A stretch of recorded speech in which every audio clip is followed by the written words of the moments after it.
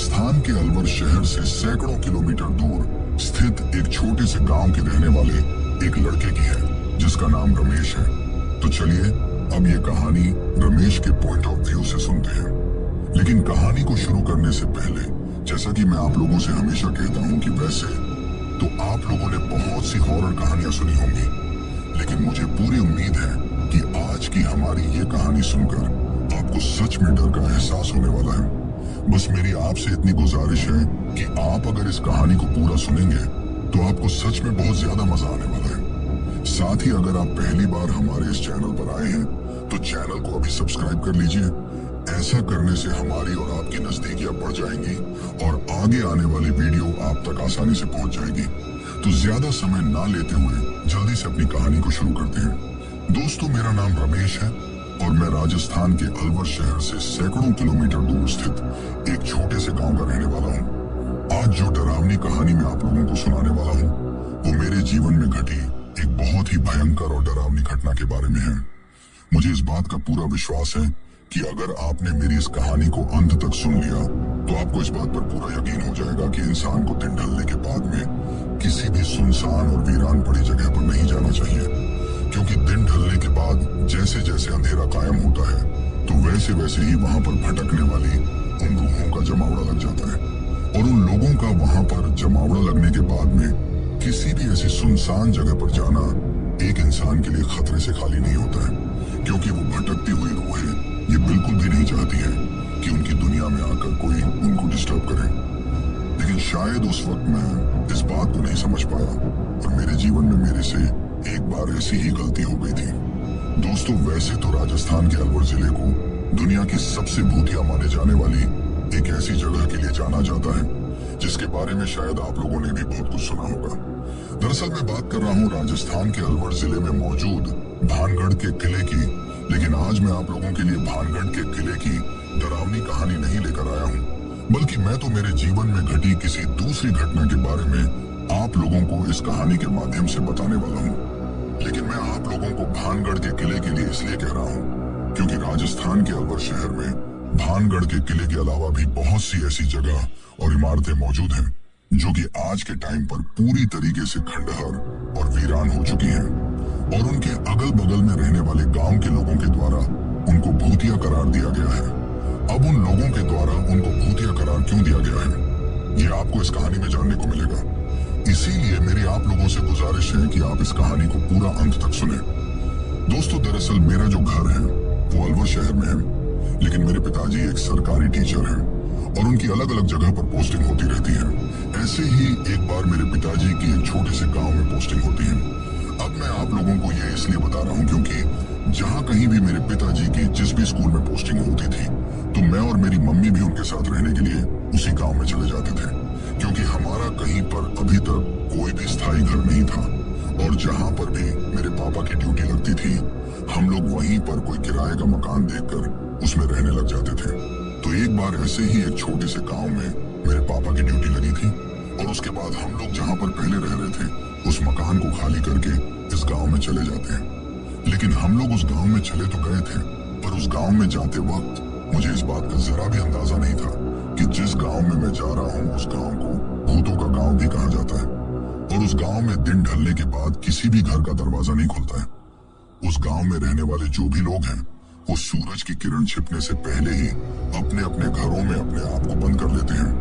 यानी कि दिन ढलने के बाद वो किसी भी कारण से अपने घर से बाहर नहीं निकलते हैं, क्योंकि उस गांव के लोगों का मानना है कि जो राह चलती हुई भटकती आत्माएं होती हैं वो रात के वक्त दिखने वाले किसी भी इंसान को अपना शिकार बना लेती हैं। और जिस गांव के बारे में मैं बात कर रहा हूँ उस गांव के बारे में आप लोगों ने भी पहले सुना होगा। जब मैं उस गांव का नाम आपको बताऊंगा तो उस गांव का नाम सुनकर आपको शायद थोड़ी हंसी भी आ जाएगी, क्योंकि जब मैंने भी पहली बार उस गांव का नाम सुना था तो उस गांव का नाम सुनते ही मुझे भी हंसी आ गई थी। दरअसल उस गांव का नाम गोला का बास है। अब उस गांव का नाम गोलों का बास क्यों पड़ा ये तो आज तक उस गांव में रहने वाले लोगों को भी नहीं पता, पर उन लोगों का कहना है कि ये उनकी पीढ़ियों से चला आ रहा है और आज तक किसी ने भी इस गांव का नाम बदलने की नहीं सोची। अब अगर आप में से कोई राजस्थान के अलवर शहर से या उसके अगल बगल से ये कहानी सुन रहा है तो वो इस गांव के बारे में अच्छी तरीके से जानता होगा। ये गांव ज्यादा आबादी वाला गांव नहीं है। इस गांव में सिर्फ एक ही सरकारी स्कूल है। वहां पर 5वीं क्लास तक के ही बच्चों को पढ़ाया जाता है। और मेरे पापा भी एक प्राइमरी स्कूल के टीचर ही हैं, यानी कि वो भी एक 5वीं क्लास तक के टीचर ही हैं, जिसकी वजह से उनकी वहां पर पोस्टिंग हो गई थी। अब पापा की पोस्टिंग होने के बाद हम लोग उस गांव में सारा सामान लेकर चले तो गए थे, लेकिन उस गांव में जाने के बाद हम लोगों को रहने के लिए कोई ढंग का मकान नहीं मिल रहा था। जो भी मकान मिल रहे थे वो दिखने में काफी ज्यादा पुराने और खंडहर टाइप के लग रहे थे, और जो थोड़े बहुत ठीक ठाक मकान थे उनको उनके मालिक किराए पर देने के लिए तैयार नहीं थे। तो ऐसे करते करते ही 3-4 दिन गुजर जाते हैं, और उन 3-4 दिन को हम जैसे तैसे करके उस गांव में निकालते हैं। फिर एक बार मेरे पिताजी हम लोगों से आकर कहते हैं कि मैंने तुम लोगों के लिए एक मकान देख लिया है और अब हम लोग उसी मकान में रहेंगे। जब मैं और मेरी मम्मी मेरे पिताजी के साथ एक बार उस मकान को देखने गए तो वो मकान उस गांव के बगल में ही साइड में बना हुआ था, यानी कि पूरा गांव तो एक तरफ था और वो मकान जिस तरफ जंगल का रास्ता जाता था उसी रास्ते पर बना हुआ था। उस मकान को देखते ही मेरी मम्मी तो मेरे पापा से साफ साफ मना कर देती है कि मैं इस घर में बिल्कुल भी नहीं रहूंगी। तो मेरे पापा मुझसे कहते हैं कि तुम अपनी मम्मी को समझाओ, ये घर हम लोगों को बहुत ही सस्ते किराए में मिला है और इससे पहले यहाँ पर कोई रहता भी नहीं था। इसी वजह से हम लोगों को यहाँ पर रहने में काफी ज्यादा आसानी होगी। गांव के अंदर रहेंगे तो वहां पर गांव के लोगों के आने जाने की काफी ज्यादा समस्या रहेगी। यहाँ पर ज्यादा ना ही तो कोई आता जाता है और चारों तरफ बिल्कुल शांति भी है। लेकिन शायद पापा को इस बात का जरा भी अंदाजा नहीं था कि वो शांति गहरे और डरावने काले साए के पीछे की वजह थी। दिखने में वो घर बाकी के घरों से थोड़ा ठीक था, यानी कि उसको देखकर ऐसा लग रहा था कि उसको जैसे अभी थोड़े टाइम पहले ही वहां पर बनाया गया हो। लेकिन मुझे एक बात समझ में नहीं आ रही थी कि किसी ने इतना खर्चा करके वहां पर वो मकान बनाया भी था और फिर इतना अच्छा मकान बनाने के बाद में कोई उसमें रहता क्यों नहीं था। लेकिन हम लोगों ने इन सब चीजों की वजह जाने बिना ही अपना सारा सामान उस घर में शिफ्ट कर लिया। घर का सामान शिफ्ट करने से पहले हम लोगों ने लगभग 2 दिन तक उस घर की साफ सफाई की थी। जब हम लोग उस घर की साफ सफाई कर रहे थे तो सफाई के दौरान उस घर के कमरे से मुझे कुछ ऐसी चीज मिलती है जिसको देखते ही मैं अचानक से डर जाता हूँ। दरअसल जब मैं उस कमरे में झाड़ू लगा रहा था तो झाड़ू लगाते लगाते ही मुझे दिखाई देता है कि उस कमरे में एक छोटा सा लोहे का संदूक रखा हुआ था जिसके ऊपर कोई भी ताला नहीं था। इसीलिए मैंने उत्सुकता के चलते उस संदूक को खोल दिया, पर जैसे ही मैंने उस संदूक को खोला तो मैं डर के मारे उछलकर पीछे गिर गया, क्योंकि उस संदूक में कुछ ऐसा था जो कि शायद नॉर्मल नहीं था। अब आप लोग सोच रहे होंगे कि मैंने उस संदूक में ऐसा क्या देख लिया था जिसको देखते ही मैं इतना ज्यादा डर गया था। तो मैं आप लोगों को बता दूं कि जैसे ही मैंने उस संदूक को खोला तो मुझे उसमें दिखाई देता है कि उस संदूक में नीचे की तरफ एक लाल कपड़ा बिछा हुआ है और उस लाल कपड़े के ऊपर एक छोटी सी गुड़िया रखी हुई है जिसके ऊपर कई सारी आलपिन छुपी हुई है और साथ ही वहां पर एक इंसान की मुंडी यानी कि खोपड़ी रखी हुई थी। मतलब इंसानी कंकाल की जो मुंडी होती है वो उस संदूक के अंदर रखी हुई थी। दिखने में वो किसी छोटे बच्चियों की खोपड़ी लग रही थी। अब अचानक से उस चीज को देखते ही मैं काफी ज्यादा डर जाता हूँ और मैं डर कर चिल्लाने लगता हूँ। अभी बाहर आंगन में मेरी मम्मी सफाई कर ही रही थी तो वो मेरे चिल्लाने की आवाज सुनकर दौड़ती हुई मेरे पास आती है और आकर मुझसे पूछती है कि क्या हुआ। पर उस वक्त मैं इतना ज्यादा डर गया था कि मैं अपने मुंह से कुछ भी नहीं बोल पाता हूँ। बस मैं मेरी मम्मी को अपने हाथ की उंगली से उस बक्से की तरफ इशारा करता हूँ और जैसे ही मैं बक्से की तरफ इशारा करता हूँ तो मेरी मम्मी उस बक्से के पास आकर जब उसमें देखती हैं तो उनकी भी हालत खराब हो जाती है और वो सोचने लगती हैं कि आखिर इस खाली पड़े मकान में ये इंसान की मुंडी और ये आलपिन छुपी हुई गुड़िया इस संदूक में क्या कर रही है। लेकिन फिर मेरी मम्मी मुझसे कहती है कि ऐसा कुछ भी नहीं है। मैं अभी इसको उठाकर बाहर जंगल की तरफ फेंक कर आ जाती हूँ। अब उस वक्त मेरी मम्मी कितनी बड़ी गलती करने जा रही थी कि शायद उनको भी पता नहीं था और वो उस संदूक को उठाकर फेंक कर आने के बजाय उस संदूक के अंदर जो एल्पिन छुपी हुई गुड़िया और वो जो इंसानी कंकाल की मुंडी रखी हुई थी वो उनको उस लाल कपड़े से पकड़कर उठाती है और फिर जो वो घर बना हुआ था उसके काफी पीछे जंगल के अंदर जाकर उसको झाड़ियों में फेंक आती है। लेकिन उस वक्त उस चीज को उठाकर फेंक कर आने के बाद में ना ही तो मम्मी को इस चीज का अंदाजा था और ना ही मुझे इस चीज का अंदाजा था कि हम लोगों ने कितनी बड़ी गलती कर दी है। सबसे बड़ी गलती तो हम लोगों ने उस घर में रहने की सोचकर कर दी थी, और उससे भी बड़ी गलती हम लोगों ने ये कर दी थी कि उस घर के अंदर जो उस कमरे में वो सामान रखा हुआ था उसको मेरी मम्मी अपने हाथ से उठाकर फेंक कर आ गई थी।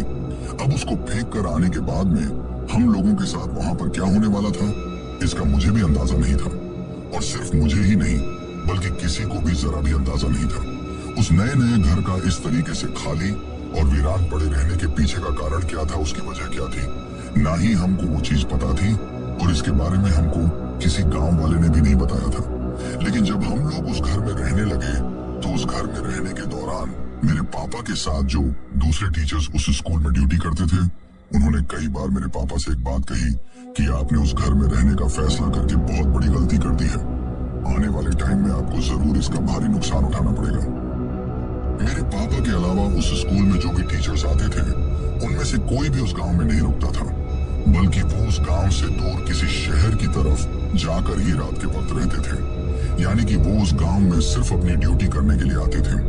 पर शायद हम लोगों ने उस गांव में उस वीरान खाली पड़े घर में रहकर बहुत बड़ी गलती कर दी थी। अब मैं आप लोगों से ऐसा क्यों कह रहा हूँ ये आपको कहानी में आगे धीरे धीरे जानने को मिलेगा। अब उस चीज को उठाकर उस जंगल में फेंक कर आने के बाद में मैंने एक चीज नोटिस की कि उस दिन से मेरी मम्मी का बर्ताव कुछ बदल गया है। यानी कि उनके चाल चलन में और उनकी बोली में एक अजीब सा भारीपन था। जब भी वो किसी चीज के लिए मुझे बुलाती थी तो बुलाते वक्त जिस तरीके से वो मुझे आवाज लगाती थी उनके उस आवाज लगाने के तरीके को सुनकर मैं काफी ज्यादा हैरान था, क्योंकि पहले कभी भी मम्मी मुझे इतनी जोर से और इस तरीके से चिल्लाते हुए नहीं बुलाती थी। लेकिन शुरू में मैंने इन चीजों पर ज्यादा गौर नहीं किया, और इसके साथ ही वहां पर एक चीज और हुई थी कि उस दिन को शाम के वक्त जब हम लोग सफाई करने के बाद में उस घर में अपना सामान शिफ्ट कर रहे थे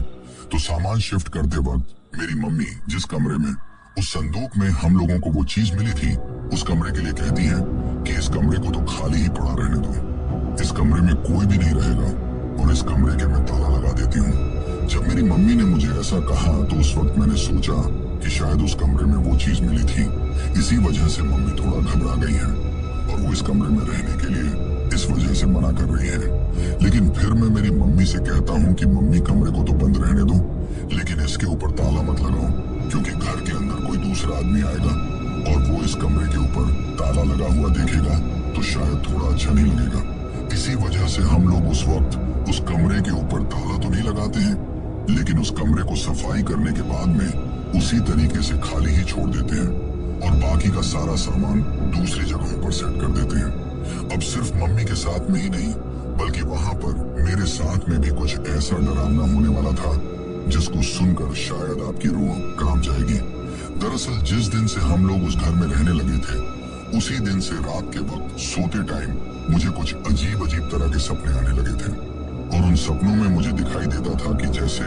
उस घर में चारों तरफ सिर्फ खून ही खून बिखरा हुआ है और पूरा का पूरा फर्श खून से सना हुआ है। साथ ही इस घर में जो कमरे थे उन सभी अलग अलग कमरों में हम तीनों लोगों की लाशें फांसी के फंदे से लटकी हुई हैं। इस तरह का मुझे सपना आता था, और यह सपना मुझे एक बार नहीं बल्कि कई बार आता था। यानी कि हफ्ते में लगभग 2 से 3 बार नींद में मुझे उस तरह का वो नजारा दिखाई देता था जिसकी वजह से मैं अचानक से घबराकर सपने में से उठ जाता था। अब इस तरह का डरावना सपना बार बार आने के पीछे की वजह क्या थी इसके बारे में मुझे कुछ भी पता नहीं था, और ना ही हम लोगों के साथ आगे चलकर उस घर में जो कुछ भी होने वाला था उसके बारे में हमें कोई जानकारी थी। लेकिन एक रात की बात है, उस वक्त मैं उस घर के आंगन में खुले में ही सोया हुआ था। जब मैं रात के वक्त सो रहा था तो सोते सोते अचानक से ही जब मैं आंखें बंद करके सो रहा था तो मुझे ऐसा एहसास होता है कि जैसे कोई मेरे सामने से लगातार घूर कर मुझे देख रहा है। पहले तो मैंने आंखें बंद करे करे उस चीज को नजरअंदाज किया, लेकिन जब बार बार मुझे वो एहसास होने लगा तो मैं अचानक से अपनी आंखें खोलकर देखता हूँ, और जैसे ही मैं अपनी आंखें खोलकर देखता हूँ तो मुझे दिखाई देता है कि उस वक्त जब मैं उस घर के बीच में आंगन में चारपाई पर सोया हुआ था तो मेरी जो मम्मी थी वो उस घर की छत के ऊपर जो दीवार थी उस दीवार पर बैठी हुई है, और वो उस दीवार पर आंगन की तरफ अपने पैरों को लटका कर बैठी हुई है। उस दीवार पर बैठी बैठी लगातार मेरी तरफ घूर कर मुझको देख रही है। जब मैंने अचानक से ही अपनी मम्मी को इस तरीके से रात के वक्त उस घर की छत की दीवार के ऊपर पैर लटका कर बैठे हुए देखा और वो भी लगातार मेरी तरफ घूरते हुए देखा, तो मैं सोचता हूँ कि आज अचानक से मम्मी को क्या हो गया है। लेकिन इससे पहले कि मैं उनको आवाज लगा पाता, वहां पर कुछ ऐसा होता है जिसके होते ही मेरे पूरे बदन पर पसीना आ जाता है और मैं डर के मारे थर थर कांपने लगता हूँ। दरअसल अभी मैं मेरी मम्मी को आवाज लगाने ही वाला था कि मम्मी आप वहां पर क्या कर रही हो, लेकिन उससे पहले ही अचानक से मेरी मम्मी मेरी तरफ देखकर मुस्कुराने लगती हैं और मुस्कुराते मुस्कुराते ही अचानक से ही उनका हुलिया बदल जाता है। यानी कि मेरी तरफ देखकर जब वो मुस्कुरा रही थी तो धीरे धीरे मुस्कुराते मुस्कुराते ही उनका चेहरा काला पड़ने लगता है और उनके पूरे चेहरे पर झुर्रियां आने लगती हैं और साथ ही उनके जो सिर के बाल थे वो भी अजीब तरीके के होने लगते हैं। धीरे धीरे वो मुस्कुराहट अब हंसी में बदल गई थी और हंसते हंसते ही अचानक से उसने एक बहुत ही भयंकर और डरावनी शक्ल ले ली थी। अपनी मम्मी को इस तरीके से अपना रूप बदलते हुए देखकर मैं बहुत ज्यादा डर गया था और मुझे कुछ भी समझ में नहीं आ रहा था। उसी वक्त सिर्फ मेरे बदन से पसीना निकल रहा था और मैं पूरा कांप रहा था। अचानक से हंसते हंसते ही वो अपने आप ही रोने लगती है और रोते रोते ही फिर से हंसने लगती है। जब वो इस तरह से कर रही थी तब मुझे बिल्कुल भी समझ में नहीं आ रहा था कि वो ऐसा क्यों कर रही है, लेकिन उस वक्त तक वो मेरी मम्मी नहीं रही थी। यानी कि वो पूरी तरीके से किसी डायन या चुड़ैल की तरह दिखाई दे रही थी। दिखने में हुलिया तो उसका मेरी मम्मी की तरह का ही था, यानी कि उसने कपड़े तो मेरी मम्मी की तरह के ही पहन रखे थे, लेकिन उसका चेहरा, उसके हाथ पैर पूरी तरीके से किसी सड़े और गले हुए इंसान की तरह के हो गए थे। और उस वक्त उसका चेहरा इतना ज्यादा डरावना लग रहा था कि उसको अगर रात के वक्त कोई भी इंसान देख ले तो उसकी तो डर के मारे वहीं पर मौत हो जाए। और उस वक्त मुझे भी ऐसा लग रहा था कि शायद डर के मारे या तो मुझे यहीं पर हार्ट अटैक आ जाएगा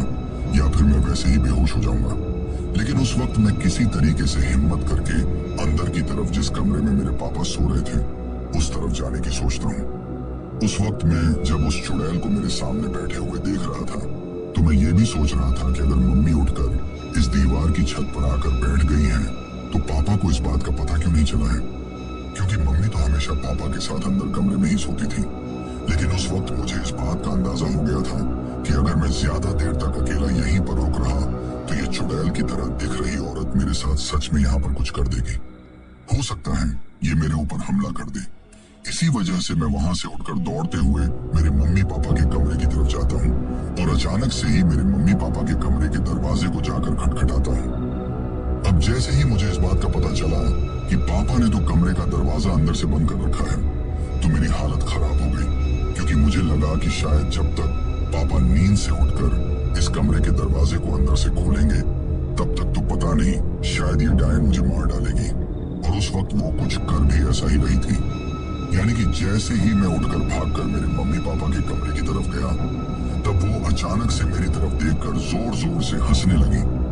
और उस वक्त उसकी वो हंसी उस घर में पूरी तरीके से गूंज रही थी। यानी कि जब वो हंस रही थी तो ऐसा नहीं लग रहा था कि जिस जगह पर बैठकर वो हंस रही है वहीं से उसके हंसने की आवाज आ रही है, बल्कि उस वक्त उसके हंसने की वो आवाज उस घर के हर कोने से आ रही थी। यानी कि ऐसा लग रहा था कि जैसे उस घर में सिर्फ वही एक डायन ना हो बल्कि उस घर के हर एक कोने में डायन हो। उस वक्त उस घर में कई डायनों के होने का एहसास मुझे हो रहा था, क्योंकि उसके हंसने की वो तीखी सी आवाज घर के हर कोने से आ रही थी। यहाँ तक कि जिस वक्त में जिस कमरे का दरवाजा खटखटा रहा था, जिस कमरे में मेरे मम्मी पापा सो रहे थे, उस कमरे के अंदर से भी मुझे किसी के हंसने की आवाज आ रही थी। लेकिन उस वक्त मेरे पास उस दरवाजे को खुलवाकर मेरे पापा को उठाने के अलावा और कोई भी रास्ता नहीं था। इसी वजह से मैं लगातार उस दरवाजे को खटखटाता रहता हूँ। पर जैसे जैसे मैं उस दरवाजे को खटखटा रहा था वैसे वैसे ही उस दीवार के ऊपर बैठी हुई उस डायन का रूप और भी ज्यादा विकराल और डरावना होता जा रहा था। उस वक्त मैं पीछे की तरफ मुड़कर उस डायन की तरफ देख तो रहा था, लेकिन एक हाथ से बार बार उस दरवाजे को भी खटखटा रहा था। अभी मैं उस डायन की तरफ देखते देखते दरवाजा खटखटा ही रहा था कि तभी अचानक से ही दरवाजा खुलता है और जैसे ही दरवाजा खुलता है तो मैं उस तरफ देखता हूँ। मुझे मेरे सामने मेरे पापा खड़े हुए दिखाई देते हैं। जैसे ही मैं मेरे पापा को देखता हूँ तो मैं डर के मारे उनके गले लग जाता हूँ। तभी तभी मेरे पापा मुझसे कहते हैं कि अरे रमेश, क्या हुआ, तुम इतना डरे हुए क्यों हो? तो मैं मेरे पापा को सिर्फ इतना ही कह पाता हूँ कि पापा, वो मम्मी वहां पर, अभी मेरे मुंह से इतना निकला ही था कि तभी मुझे पापा के पीछे से किसी की एक आवाज सुनाई देती है। और वो आवाज जानी पहचानी आवाज थी, क्योंकि वो आवाज किसी और की नहीं बल्कि मेरी मम्मी की ही थी। जैसे ही मैं उस आवाज को सुनता हूँ तो अचानक से पापा के पीछे की तरफ देखता हूँ तो वहां पर मुझे उस कमरे में बेड पर मेरे पापा के साथ में ही मेरी मम्मी बैठी हुई दिखाई देती है। यानी कि उस वक्त पापा तो मेरे पास खड़े हुए थे, पर मम्मी वहां बेड पर उस कमरे में बैठी हुई थी। जैसे ही मैं वो चीज देखता हूँ तो मैं और भी ज्यादा डर जाता हूँ। दरअसल उन्होंने पीछे से जब आवाज लगाई कि अरे रमेश, क्या हुआ, तुम इतना डर क्यों रहे हो, क्या बात हो गई, तो मम्मी की आवाज सुनते ही मैं पीछे की तरफ देखता हूँ तो मेरी मम्मी मुझे वहां पर बैठी हुई दिखाई देती है। उनको देखते ही मैं सोचता हूँ कि अगर मम्मी इस जगह पर है तो फिर वहां जो मम्मी के रूप में दीवार पर बैठी हुई वो डायन की तरह दिख रही औरत कौन है। अभी मैं ये सोच ही रहा था कि तभी अचानक से ही पापा की पीठ पीछे उस बेड पर बैठी हुई मेरी मम्मी अचानक से ही मेरी तरफ देखकर मुस्कुराने लगती है। और उस वक्त उनकी वो मुस्कुराहट मुझे कुछ अजीब सी लगती है। यानी कि उस तरीके से मेरी मम्मी कभी भी नहीं मुस्कुराती थी। धीरे धीरे उनकी वो मुस्कुराहट काफी ज्यादा डरावनी हो गई थी। यानी कि उस वक्त मैं मेरे पापा के गले लगा हुआ था तो मेरे पापा का मुंह तो दूसरी तरफ था और मेरा मुंह पापा की पीठ की तरफ था। जिस तरफ उनकी पीठ के पीछे मेरी मम्मी बेड पर बैठी हुई थी। लेकिन अभी मैं मेरी मम्मी की तरफ देख ही रहा था कि तभी अचानक से मुस्कुराते मुस्कुराते ही उनका वो चेहरा ठीक उसी तरीके से डरावना रूप ले लेता है जिस तरीके से थोड़ी देर पहले ही छत की दीवार पर आंगन की तरफ मुंह करके वो डायन बैठी हुई थी। और शुरू में जब उसका रूप मेरी मम्मी की तरह था और धीरे धीरे फिर वो अपने असली रूप में आ गई थी, तो उसी तरीके से अब कमरे के अंदर मेरी मम्मी जब उस बेड पर बैठी हुई थी तो मेरी तरफ मुस्कुरा कर देखते हुए अचानक से उनका चेहरा भी उस डायन की तरह हो गया था और वो मेरी तरफ देखकर अपने डरावने रूप में अजीब तरीके से मुस्कुरा रही थी। जैसे ही मैंने वो चीज देखी तो मैं समझ गया कि इस वक्त मेरे पापा के साथ मेरी मम्मी नहीं बल्कि ये डरावनी डायन सो रही थी। पर मेरे पापा उस वक्त मुझसे कहते हैं कि मुझे तो कहीं पर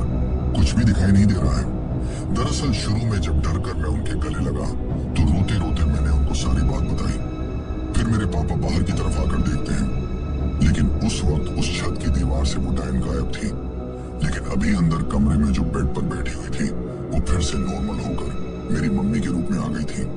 वो चलकर मेरे पापा के पास में आती है और उनसे कहती है कि क्या हुआ, आप भी बच्चों की बातों में आ रहे हो, यहाँ पर ऐसा कुछ भी नहीं है। और ये बात कहते हुए मेरी मम्मी मेरी तरफ देखकर फिर से उस डरावनी मुस्कुराहट में मुस्कुराती है जैसे वो मुझे कोई चेतावनी देना चाह रही हो। अभी हम लोगों को उस घर में रहते हुए सिर्फ 2 महीने का समय ही हुआ था और इतनी जल्दी ही मेरे साथ वो डरावनी घटना हो गई थी। लेकिन जब मेरे पापा उस वक्त मुझसे वो बात कहते हैं कि यहाँ तो मुझे कुछ भी दिखाई नहीं दे रहा, तो उस वक्त अचानक से मेरी नजर उनकी पीठ के ऊपर जाती है और जैसे ही मैं उनकी पीठ को देखता हूँ तो मेरे होश उड़ जाते हैं, क्योंकि उस वक्त पापा की पीठ से जगह जगह से खून निकल रहा था और उनकी पीठ पर हर जगह पर घाव पड़े हुए थे। और उन घावों को देखकर ऐसा लग रहा था कि जैसे किसी ने अपने नाखूनों से उनकी पूरी पीठ को नोच दिया हो। लेकिन उस वक्त मुझे ताज्जुब इस बात का हो रहा था कि इतना खून निकलने के बाद भी पापा को उस चीज का एहसास क्यों नहीं हो रहा, उनको थोड़ा बहुत भी दर्द क्यों नहीं हो रहा। तभी मैं अचानक से कहता हूँ कि पापा, आपकी पीठ को क्या हो गया? तो वो मुझसे कहते हैं कि क्या हुआ, कुछ भी तो नहीं। तभी मैं उनको अपने हाथ से उनकी पीठ से निकल रहे उस खून को दिखाता हूँ। यानी कि मैंने उनकी पीठ से अपने हाथ की हथेली को रगड़ा और फिर मेरी हथेली पर जो खून लगा वो उनको दिखाया। उस चीज को देखते ही पापा के भी होश उड़ गए। लेकिन शायद उस वक्त मैं वो चीज समझ गया था कि ये किस वजह से हुआ है, क्योंकि उस वक्त कमरे के अंदर पापा के साथ शायद मेरी मम्मी नहीं बल्कि वो डायन ही सो रही थी। पर उस वक्त मैं सोचता हूँ कि अगर इस घर में हर जगह पर मेरी मम्मी के रूप में ये डायन ही घूम रही है तो फिर मेरी मम्मी कहाँ है? लेकिन दिन के वक्त तो वो पूरी तरीके से नॉर्मल रहती थी, यानी कि मेरी मम्मी के रूप में ही रहती थी। लेकिन अब हालत ये हो गई थी कि मुझे तो मेरी मम्मी के पास जाने से भी डर लगने लगा था। जब वो खाना बनाकर मुझे कहती थी कि खाना बन गया है, आकर खा लो, तो उस वक्त मुझे उनके हाथ से बने हुए खाने को खाने में भी डर लगता था, क्योंकि मुझे लगता था कि कहीं ये इस खाने में मुझे कुछ ऐसा मिलाकर ना खिला दे जिसकी वजह से मेरी मौत हो जाए। लेकिन शायद उस वक्त तक हम लोगों के साथ एक बहुत बड़ा हादसा हो चुका था जिससे मैं और मेरे पापा पूरी तरीके से अनजान थे, और अब आगे चलकर कुछ ऐसा हम लोगों के सामने आने वाला था जिसके बारे में अगर आप लोग सुनोगे तो आपकी भी रूह कांप जाएगी और आपको उस चीज पर विश्वास ही नहीं होगा कि ऐसा भी हो सकता है। दरअसल एक दिन मैं और मेरे पापा हमारे घर के बाहर कुर्सी डालकर बैठे हुए थे। वो शाम का वक्त था, लेकिन तभी अचानक से ही गांव की तरफ से 2-4 पुलिस की गाड़ियां तेज रफ्तार में दौड़ते हुए हमारे घर के सामने से जंगल की तरफ जाती हैं। जैसे ही पुलिस की वो गाड़ियां जंगल की तरफ जाती हैं तो उनके पीछे पीछे गांव के लोगों की भीड़ भी दौड़ते हुए जंगल की तरफ जा रही थी। मुझे और मेरे पापा को लगा कि शायद जंगल में अंदर की तरफ कुछ हो गया है। इसी वजह से मेरे पापा गांव के उन लोगों से पूछते हैं कि क्या हुआ, ये पुलिस की गाड़ियां जंगल की तरफ क्यों जा रही हैं और गांव के लोगों की ये भीड़ भी उनके पीछे पीछे भागकर क्यों जा रही है। तभी जिस आदमी से मेरे पापा ने ये बात पूछी थी वो तो घबराते हुए मेरे पापा से कुछ भी नहीं कहता है, लेकिन तभी अचानक से ही पीछे की तरफ से 2-3 मोटरसाइकिलों पर भी पुलिस वाले आते हैं और वो मेरे पापा से आकर कहते हैं कि हरिशंकर तुम्हारा ही नाम है। तो मेरे पापा कहते हैं कि जी हाँ बोलिए, हरिशंकर मेरा ही नाम है। तो वो पुलिस वाले मेरे पापा से कहते हैं कि आप हमारे साथ मोटरसाइकिल पर बैठो, आपका उस जंगल में अंदर की तरफ चलना बहुत जरूरी है। जब मैंने और मेरे पापा से उन पुलिस वालों के मुंह से ये बात सुनी कि हमारा उस जंगल में चलना बहुत जरूरी है, तो हम लोग सोचते हैं कि जंगल में आखिर ऐसा क्या हुआ है जिसकी वजह से हम लोगों का भी वहां पर जाना बहुत जरूरी है। लेकिन फिर मेरे पापा और मैं उन लोगों के साथ मोटरसाइकिल पर बैठ जाते हैं और जंगल के अंदर जहां तक भी मोटरसाइकिल चलकर जा सकती थी हम लोग वहां तक तो मोटरसाइकिल से जाते हैं और फिर आगे पैदल उतर कर जाते हैं। उस वक्त वहां पर पुलिस वालों की वो 2-4 गाड़ियां भी खड़ी हुई थी और उनमें से लगभग 15 से 20 पुलिस वाले नीचे उतर चुके थे। फिर गांव के लोगों की वो भीड़ उन पुलिस वालों के पीछे पीछे जंगल में अंदर की तरफ जाने लगती है। धीरे धीरे जंगल गहरा होता जा रहा था, लेकिन तभी दूर से ही सभी लोगों को जंगल के एक बड़े से पेड़ के ऊपर बहुत भारी संख्या में चील कौवे उड़ते हुए दिखाई देते हैं और उनकी आवाज दूर से ही हम लोगों को सुनाई देने लगी थी। लेकिन जैसे जैसे हम लोग उस पेड़ की तरफ जा रहे थे तो दूर से ही मुझे कुछ ऐसा दिखाई दे रहा था जिसको देखते ही मेरा दिल बैठ जा रहा था और मुझे डर था कि शायद हम लोगों के साथ कोई बहुत बड़ी अनहोनी हो गई है।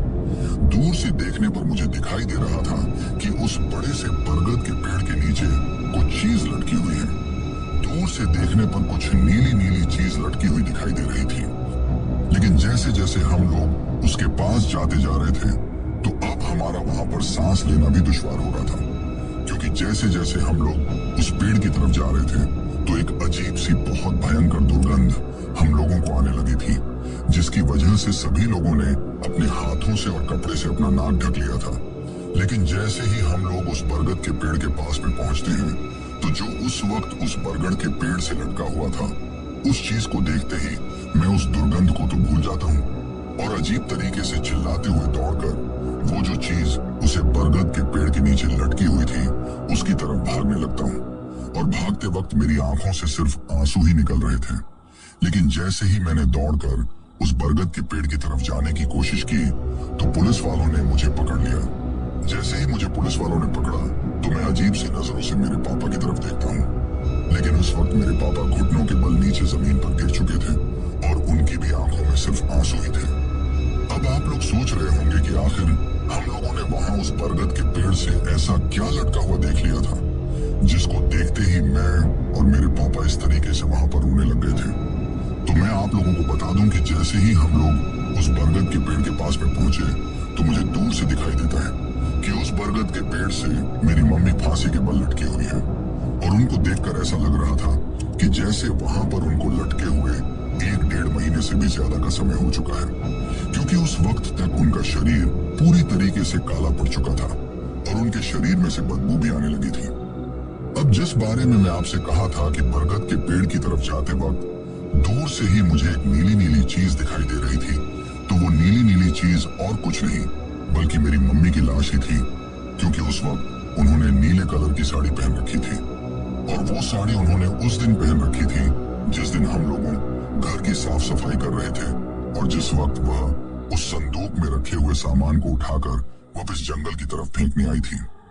अब उस चीज को देखते ही मुझे सारी चीजें धीरे धीरे समझ में आने लगी थी कि क्यों उस जंगल से वापस आते ही मेरी मम्मी का बर्ताव बदल गया था और उस दिन के बाद क्यों उस तरीके से वो चिल्ला चिल्लाकर मुझसे बात करने लगी थी। और उस रात मेरी मम्मी के रूप में मुझे वो डायन क्यों दिखाई दी थी, क्योंकि वो असल में एक डायन ही थी। मेरी मम्मी तो थी ही नहीं और वो अलग अलग जगह पर अलग अलग रूप में मेरे साथ और मेरे पापा के साथ रह रही थी, या फिर यूं कहूं कि एक नहीं बल्कि बहुत सी डायन हम लोगों के साथ रह रही थी। क्योंकि आगे चलकर आप जो इस कहानी में सुनने वाले हैं उसको सुनकर आपके पैरों तले भी जमीन खिसक जाएगी। दरअसल मम्मी की लाश को जब उस बरगद के पेड़ से नीचे उतारा जाता है तो देखा जाता है कि उनको गर्दन तोड़कर मारा गया है,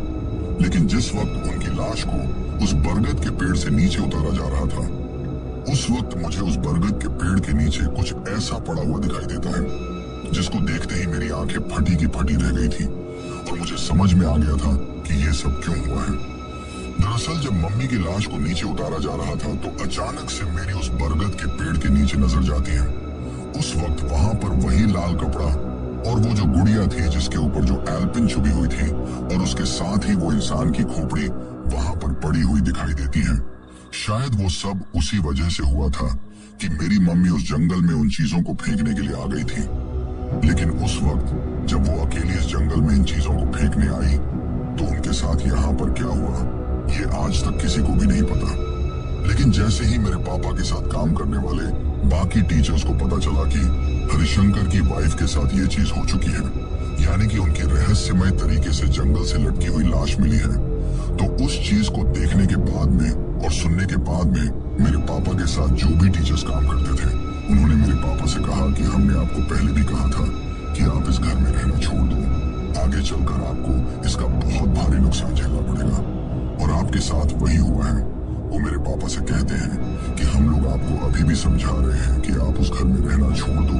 वरना आगे चलकर हो सकता है ऐसी ही कोई हानि आपको फिर से उठानी पड़ जाए।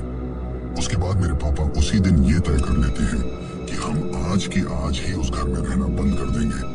लेकिन फिर बाद में गांव के लोगों से और बाकी जगह से हम लोगों को जब उस घर के बारे में पता चलता है तब मुझे एहसास होता है कि मेरी मम्मी के साथ वो सब क्यों हुआ। दरअसल बाद में हम लोगों को पता चला कि जिस जगह पर वो घर बना हुआ था उस जगह पर आज से सैकड़ों साल पहले भानगढ़ का जो किला था उसमें रहने वाली एक वेश्या का घर था, यानी कि उस जगह पर एक वेश्या का घर बना हुआ था। लेकिन जब भानगढ़ वीरान हुआ उस वक्त उस वेश्या का वो घर भी पूरी तरीके से वीरान हो गया था, पर बाद में उस गांव में रहने वाले ही एक जमींदार आदमी ने उस जगह को साफ करवाकर वहां पर वो मकान बनवाया था। लेकिन जिस दिन से उन्होंने वो मकान बनवाया था उसी दिन से उनके घर में बहुत सी अजीब अजीब तरह की चीजें होने लगी थी। इसी वजह से उनको बाद में समझ में आ गया था कि इस घर में रहना खतरे से खाली नहीं है, क्योंकि यहाँ एक डायन का वास है और ऐसा माना जाता है कि आज भी वहां पर उस वेश्या की आत्मा भटकती है जो आज एक डायन का रूप ले चुकी है और आज भी वो राजा के उस महल में यानी कि भानगढ़ के किले में वेश्या के रूप में काम करती है, जो कि रात के वक्त पूरी तरीके से आबाद हो जाता है। यानी कि ऐसा माना जाता है कि भानगढ़ का किला रात के वक्त पूरी तरीके से पहले की तरह ही आबाद हो जाता है। वहां पर पहले की तरह ही राजा का दरबार लगता है, पहले की तरह ही आम जनता की सुनवाई होती है और पहले की तरह ही जो राजा की वेश्याएं होती थी वो आज भी राजा के सामने नृत्य वगैरह किया करती है। और वो जो जगह थी वो उस वेश्या के घर की ही जगह थी जो कि अब एक डायन के रूप में वहां पर वास करती थी। शायद उसी डायन ने मेरी मम्मी को उस जंगल के अंदर मारा था, लेकिन आज तक भी हम लोगों को यह पता नहीं चला है कि उस घर के अंदर वो इंसान की खोपड़ी और वो एल्पिन छुपी हुई गुड़िया कहां से आई थी। लेकिन फिर उसके बाद में मेरे पापा ने लगभग 2-3 महीने बाद ही उस गांव से अपना ट्रांसफर ले लिया था और हम लोग हमेशा हमेशा के लिए उस जगह से वापस लौट आए थे। लेकिन अगर कोई चीज हम लोगों के